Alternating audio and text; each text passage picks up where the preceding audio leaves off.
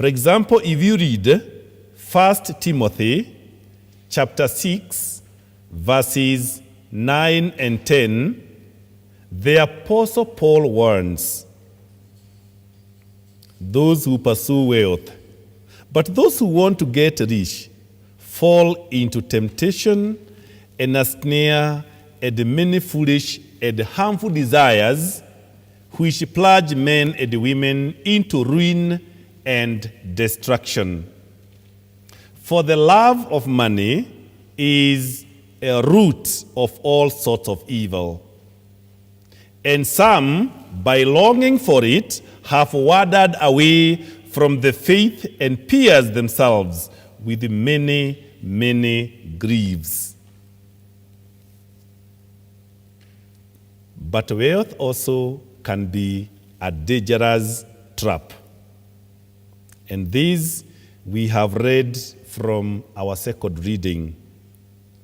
So that means we should be very careful not to use it in an ungodly manner, but rather to be faithful when we finally are able to get wealth. On these 3 points stand out.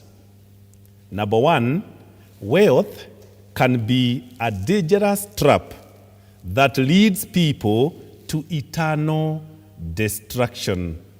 And maybe this is part of what we have read in our gospel tonight, that wealth can be a dangerous trap that leads people to eternal destruction. Now, in our first reading,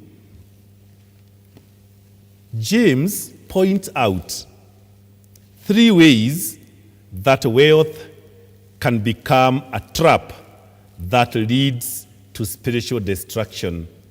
Number one, to be rich without God is to be short-sighted in light of eternity. Here, James is forcefully making the point that wealth is temporary and that judgment and eternity are ahead. So, to pursue wealth, to the neglect of pursuing God, or to trust in wealth as the solution to our deepest needs is sheer folly. As Jesus pointedly said in the mammon of unrighteousness will fail. If you can, read Luke 16, verse 9. Number two, to be rich without God gives temporary comfort and ease, but a long-time misery. That means we don't want to be in the long-time misery. We want to have wealth.